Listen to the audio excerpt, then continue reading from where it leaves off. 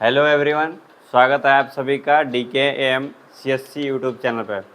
मैं गोविंद कुमार आज आप सभी के लिए हिंदी व्याकरण का चैप्टर नंबर 1 जिसका नाम है वर्णमाला पढ़ेंगे।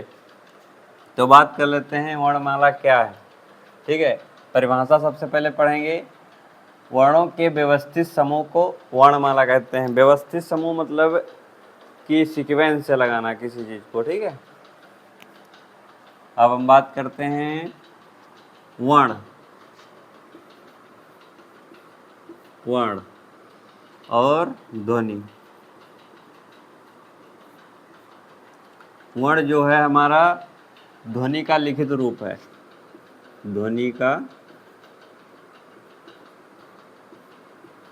लिखित रूप।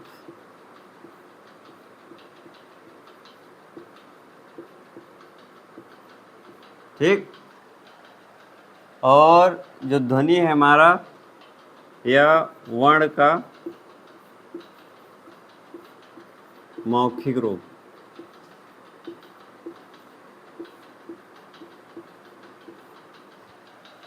ठीक है, अब हम बात कर लेते हैं ध्वनि का लिखित रूप क्या है। तो सबसे पहले बात करेंगे ध्वनि का लिखित रूप वर्ण है। अब जैसे कि वर्ण का हो गया, खा हो गया और चा हो गया, ये क्या है हमारा लिखित रूप है। अब जब हम इसे उच्चारित करते हैं इसी को हम मौखिक रूप कहते हैं। जैसे आ, ई, उ, इसी को हम आ, ई, उ, इसी को हम मौखिक रूप कहते हैं। ठीक है, तो इतनी बात कर ली। अब हम बात करेंगे आगे।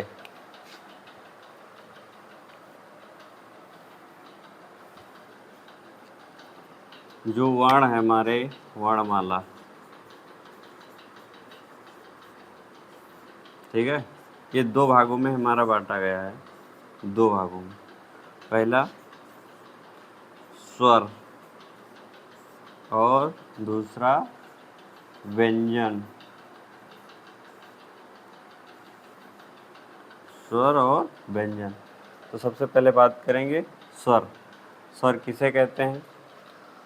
स्वर जो स्वतंत्र रूप से बोले जाते हैं उन्हें स्वर कहते हैं।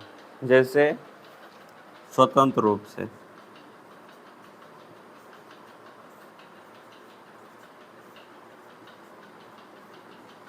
बोले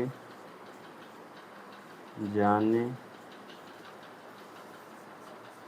वाले को स्वर कहते हैं।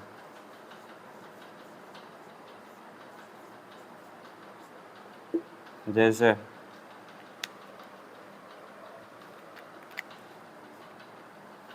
अ, ई, उ।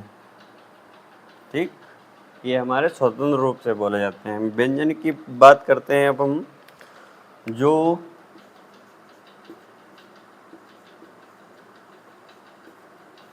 स्वरों की सहायता से बोले जाते हैं।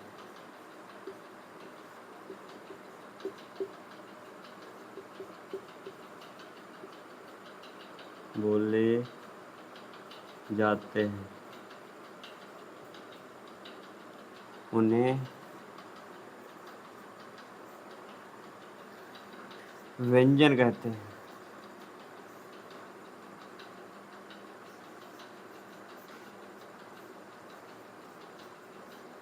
ठीक है, जैसे का, चा, टा, ये हमारे हलंत लगे। ये बिना स्वरों के व्यंजन का उच्चारण करना असंभव है। ठीक है, जैसे का है ये हमारा, तो इसमें हमारा का, इसमें आ की ध्वनि आ रही है, तो हम इन्हें बिना स्वरों के उच्चारण नहीं कर सकते हैं। ठीक है, तो जैसे कि बात करते हैं का, तो इसमें हमारा का हो गया और आ जो है ये हमारा स्वर हो गया। ठीक है, इसके मिलाने से बना है हमारा का। ठीक है, अब हम आगे बात करते हैं, तो इसको हम रफ करते हैं।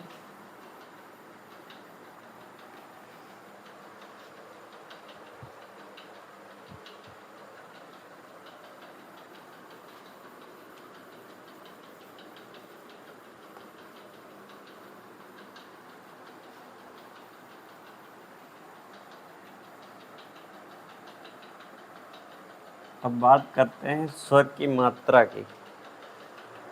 स्वर की मात्रा, स्वर की मात्रा क्या होती है? ठीक है, तो सबसे पहले जानेंगे स्वर की मात्रा।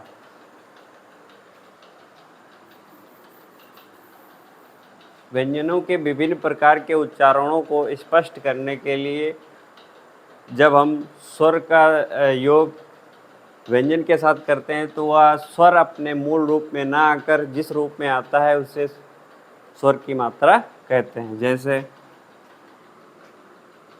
जैसे हमने लिखा का और प्लस आ, तो इसमें हमारा का क्या है? व्यंजन है, और आ जो है हमारा स्वर है। तो इसको हम जब जोड़ेंगे तो क्या बनेगा हमारा? का। ठीक है, ये जो हमारी मात्रा है इसी को स्वर की मात्रा कहते हैं। समझे? अब हम आगे बात कर रहे हैं, मात्राएं आपको लिखा देते हैं सारी। अ आ इ ई उ ऊ री ए आय ओ आओ अंग आ। अब इनकी मात्रा लिख लीजिए। इसकी कोई मात्रा नहीं होती। इसकी मात्रा ये, इसकी ये और इसकी ये और इसकी ये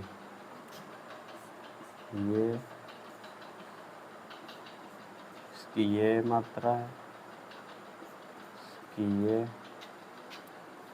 अंग की ये, आ की ये। ठीक है, हमने जान लिया कि मात्रा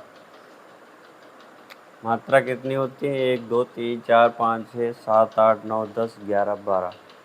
ठीक है, स्वर तो हमारे कुल स्वर अगर पूछा जाए तो कुल स्वरों की संख्या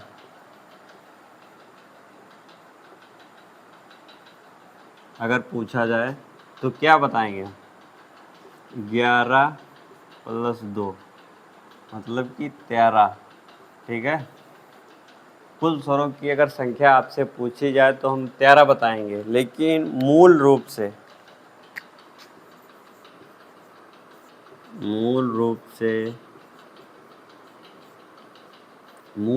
अगर स्वरों की संख्या पूछी जाए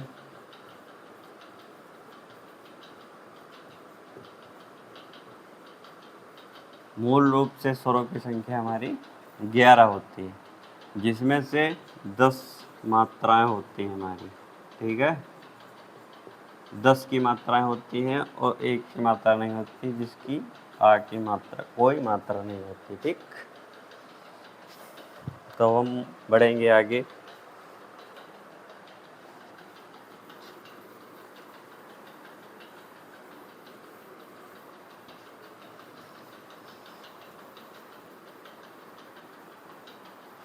अब हम बात करेंगे स्वरों का वर्गीकरण। हमारा टॉपिक होगा स्वरों का वर्गीकरण।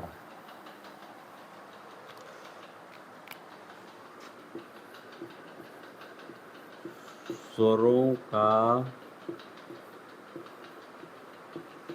वर्गीकरण।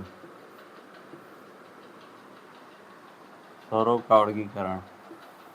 अब स्वरों को हम बांटेंगे कि कितने स्वर किसमें है। ठीक है, स्वरों का वर्गीकरण कई प्रकार से किया जा सकता है। जैसे नंबर 1, उत्पत्ति के आधार पर।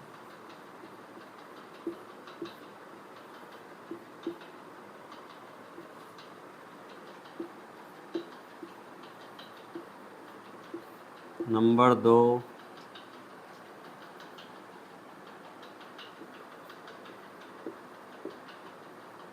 उच्चारण काल के आधार पर।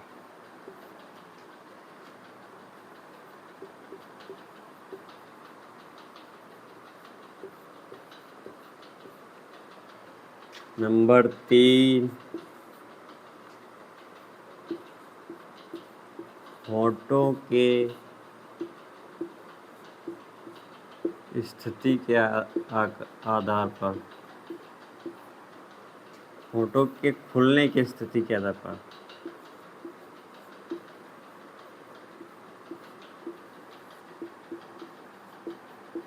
आधार पर, ठीक है। तो सबसे पहले हम बात करेंगे उत्पत्ति के आधार पर। बात करते हैं उत्पत्ति के आधार पर।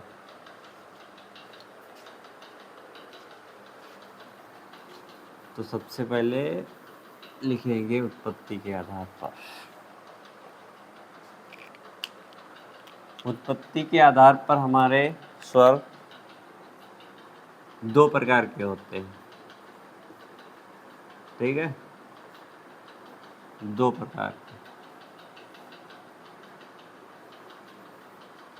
कौन कौन?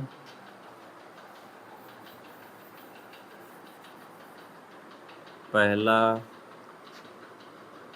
जिसे बोलते हैं लघु या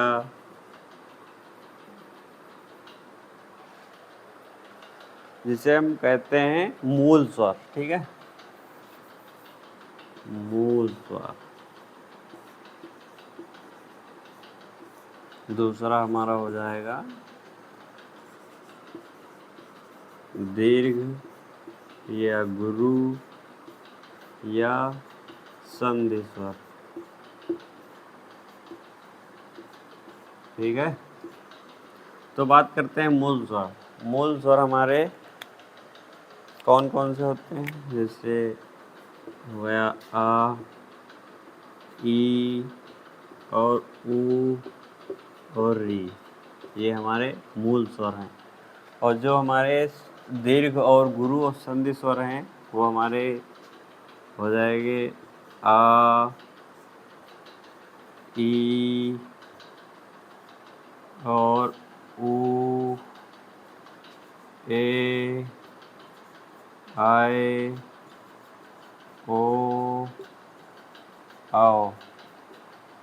ये हमारे संधि स्वर या गुरु स्वर या दीर्घ स्वर कहते हैं। ठीक है, अब हम बात करते हैं जो संधि स्वर या गुरु स्वर हैं, ये हमारे दो प्रकार से विभाजित किए गए हैं। जैसे इनके दो प्रकार हैं, पहला और दूसरा, ये दो भागों में विभाजित किए गए हैं।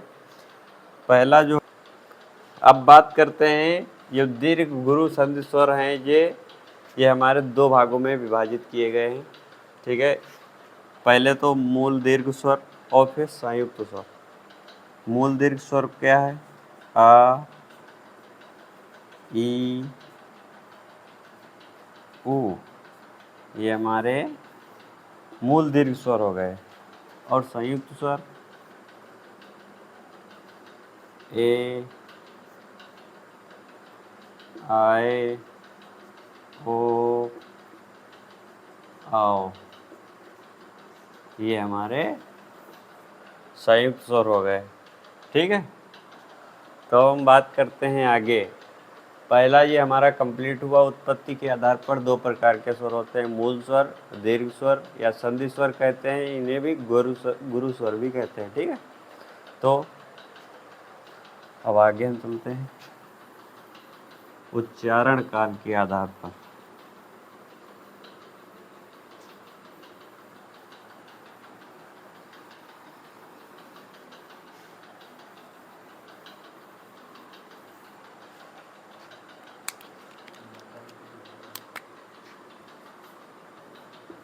उच्चारण काल के आधार पर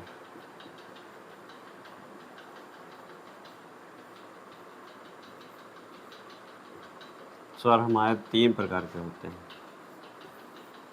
ठीक है, पहला जो होगा हमारा, उसे कहते हैं लघु स्वर, इसी को कहते हैं मूल स्वर। ठीक, और दूसरा होगा हमारा दीर्घ स्वर।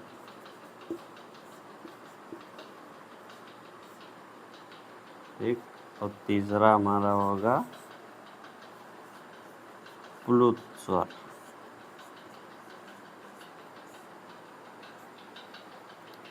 लघु स्वर या मूल स्वर की बात करते हैं। कौन कौन से स्वर होते हैं? आ, ई, उ और री। जिन स्वरों का उच्चारण करने में कम समय लगता है उन्हें ह्रस्व स्वर कहते हैं। और बात करते हैं दीर्घ स्वर। जिन स्वरों का उच्चारण करने में ह्रस्व स्वर से दोगुना समय लगता है उसे क्या कहते हैं? दीर्घ स्वर। ये कौन कौन से होते हैं हमारे दीर्घ स्वर? आ, ई, उ, ए, आए, ओ, आओ। ये हमारे दीर्घ स्वर हो जाएंगे। प्लुत स्वर, जो हमारे प्लुत स्वर कौन से होते हैं? जिन मतलब दीर्घ स्वरों से तिगुना समय लगता है उच्चारण करने में, उसे हम प्लुत स्वर कहते हैं। किसी को पुकारने के लिए इसका प्रयोग किया जाता है। जैसे बात करते हैं, जैसे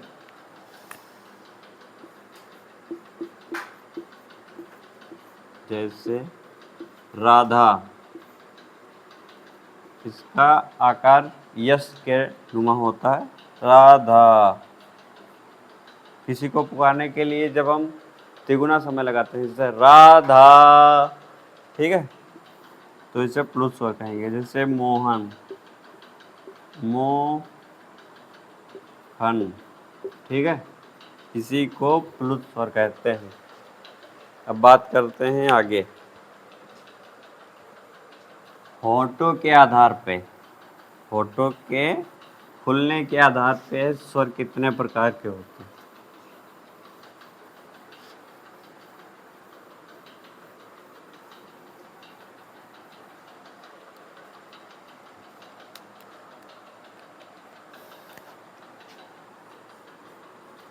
होठों के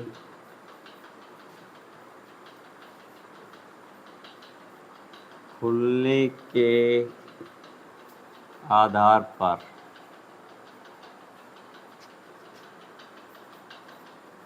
स्वर हमारे 2 प्रकार के होते हैं। ठीक है, कौन कौन से? पहला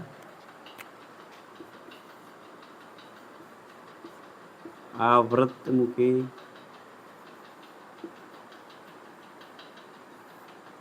दूसरा वृत्तमुखी। ठीक, पहला आवृतमुखी और दूसरा वृत्तमुखी। आवृतमुखी का मतलब होता है जिसमें ओंठ हमारे गोल नुमा ना हो, यानी कि गोल ना हो, उसे आवृतमुखी कहते हैं। और वृत्तमुखी जिसमें हमारे ओंठ गोल हो जाएं। इसमें आवृतमुखी में कौन कौन से स्वर आते हैं? बात करते हैं। आ,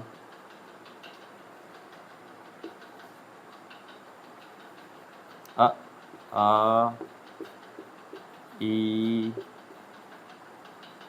ई, री, ए,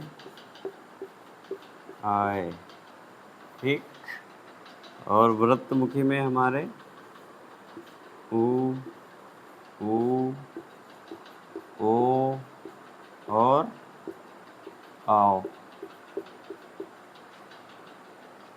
ये हमारे व्रतमुखी हो जाएंगे। आज के इस वीडियो में यहाँ तक ही, बात करेंगे अगले वीडियो में। धन्यवाद।